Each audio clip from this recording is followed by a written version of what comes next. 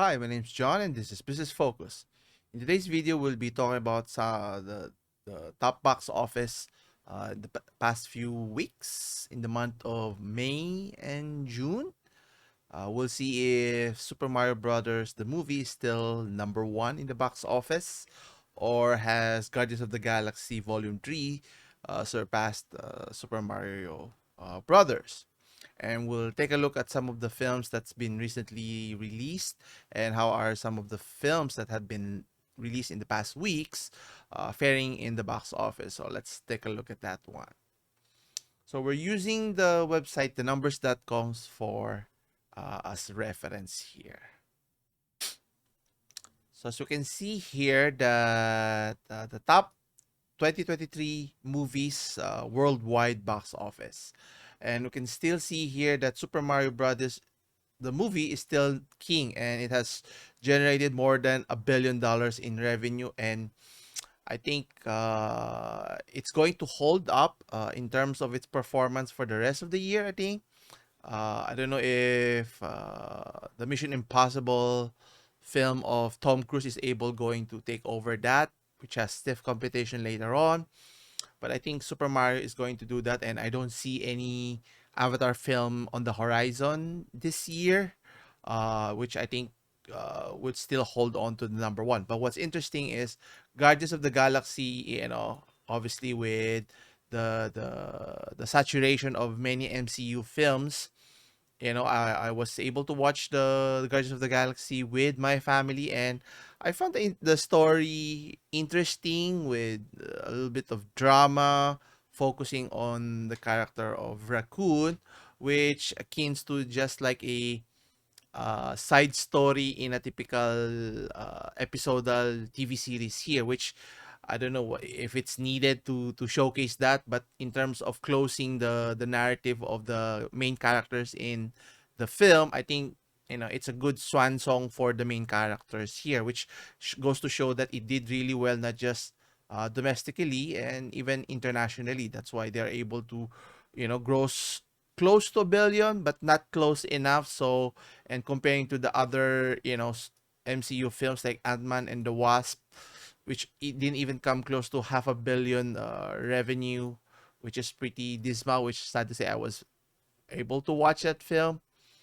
What's interesting here is Fast X, the movie about film, the Fast and Furious franchise, which I was able to watch it. As you can see here, that it did okay. Primarily, it did much better internationally compared to domestically, which goes to show that fans in the United States are already tired of this franchise. But for international fans, any action films, even though the story is convoluted, even the mechanics of the car chase, the fighting scenes is a bit unrealistic. But hey, heck, if it's fun, entertaining, I think people would pay to see the films. Now, my issue with the film is that it's going to be broken up into two parts, which I was hoping that they could finish it in one film, but it still did well.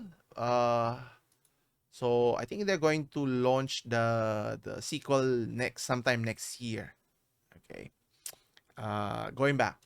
But what's interesting in the top five films, you may notice two of the top five films are Chinese films, which is even though without any release or minor release in the United States, it still did really well, generating a little over $500 million in revenue, which goes to show how big the market in China is, and if it's a very popular film.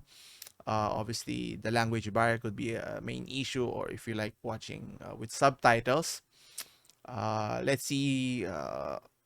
Beyond that, so you have a recent film that was launched.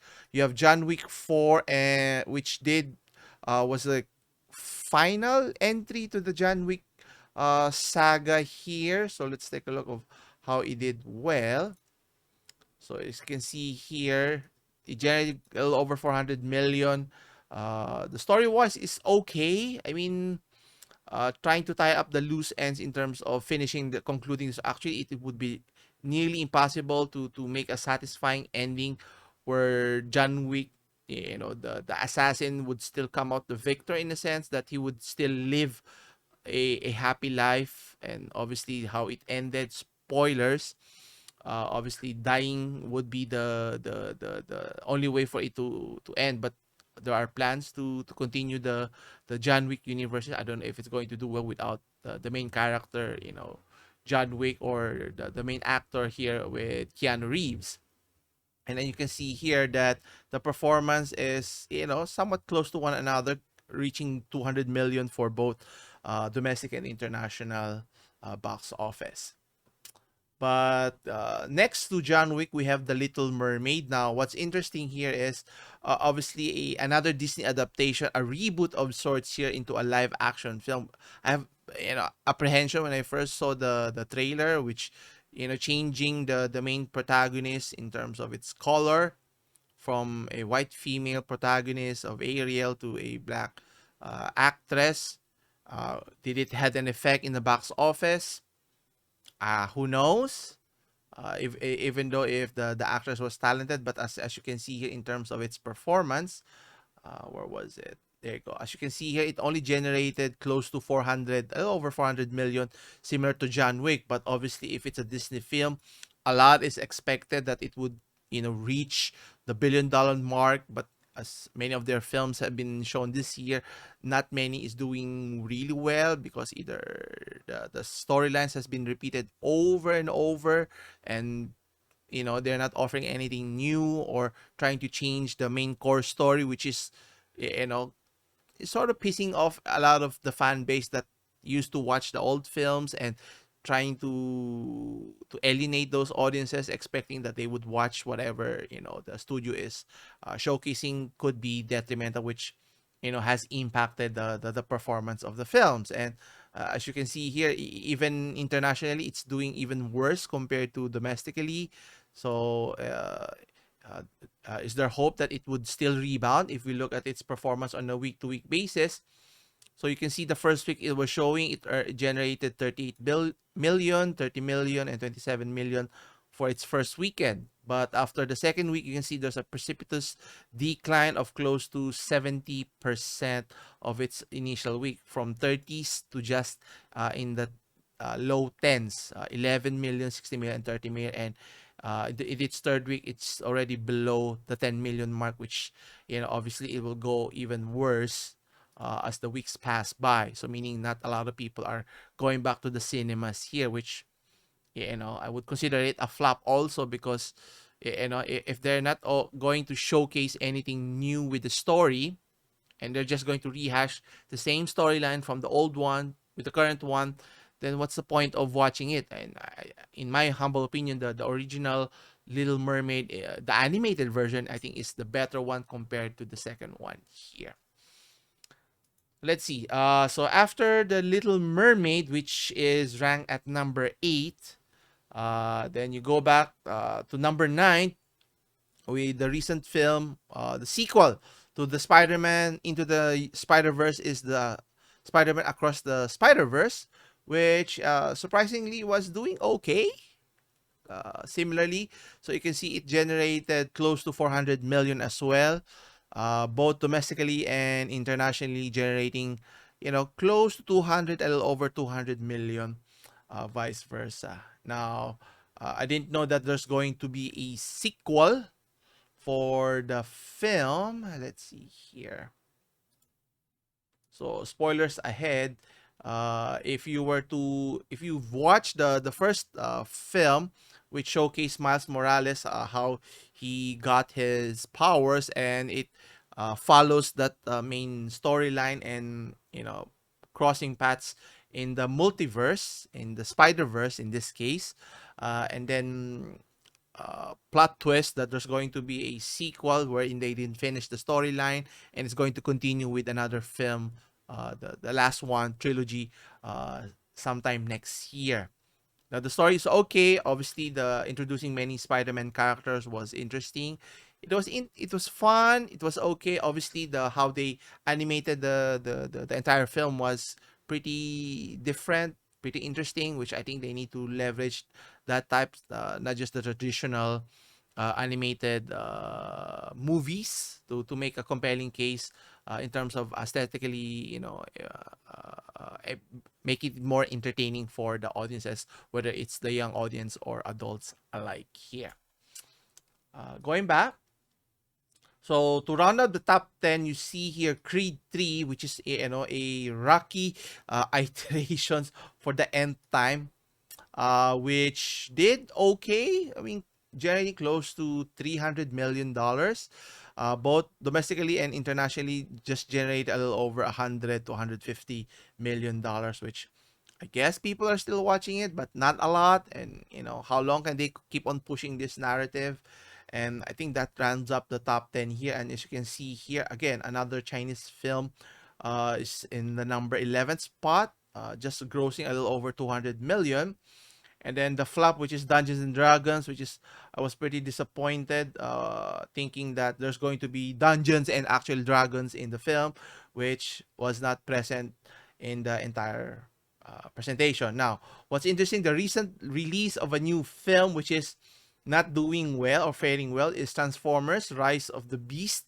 Now, this is not anymore directed by Michael Bay, which is known for the flair and for the actions they present. But the question here is, there was a optimism in terms of introducing other Transformer characters in terms of animals or beasts in this case. But again, why not focus on the Transformers themselves? I think there's a big fan base enough that if you do away the humans or limit the main characters that's going to be tied up with the Transformers main characters with Optimus Prime, Bumblebee, and whatnot, I think it would do well rather than focusing too much on the humans, which is that's not the reason why we came to watch the film. And it shows the measly performance that it's showing. So let's take a look at its performance on how it fared here. So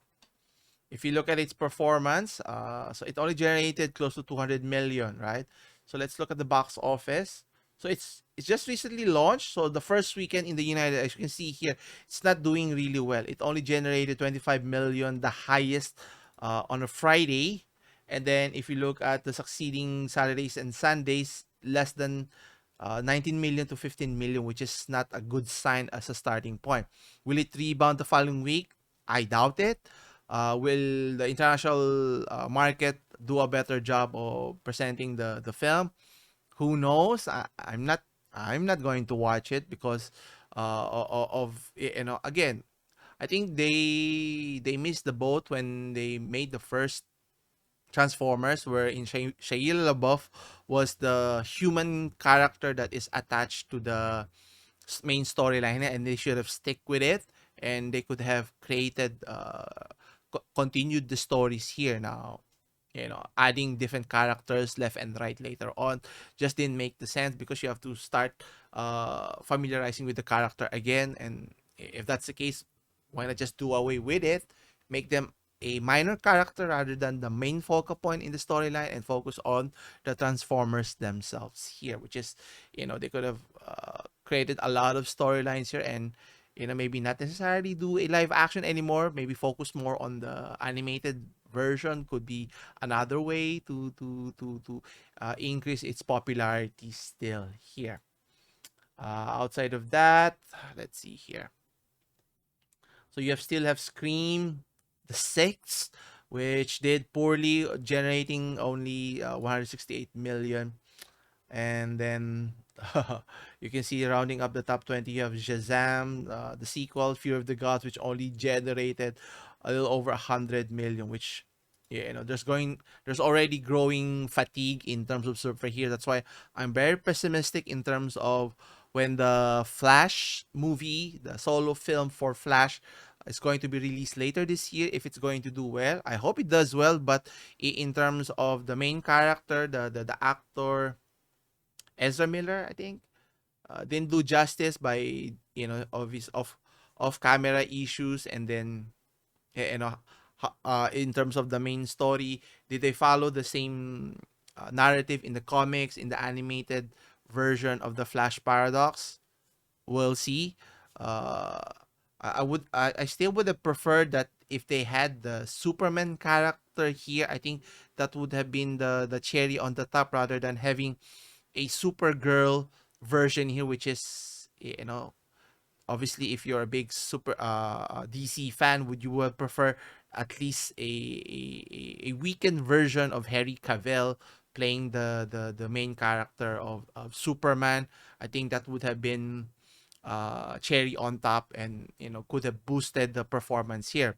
But we still have to wait and see if that's going to be enough in terms of the star power of Ezra Miller, the cameos of Michael Keaton, and also Ben Affleck's the two Batmans in the different multiverse in the movie here. So we'll see here. Now there's still a lot of more films that's going to be released later this year. Again, as mentioned earlier, you have Mission Impossible 7. Again, a two-part movie. It's going to be a long ride. And then there's Barbie, Oppenheimer. There's a lot of hype on it. I don't know if it's going to be an interesting one, or should I waste a story based on the historical character here of Oppenheimer who created the atomic bomb. We'll see. Still far ahead. Anyway, so I think that's about it. So, which films have you recently watched? Leave your comments down below. And are you looking forward to the upcoming films that's going to be launched or released later this year? So, you leave your comments down below and start a conversation here. Anyway, that's it for today. Come back again on Monday for more Monday checklist. As always, I'll see you in the next one. Take care.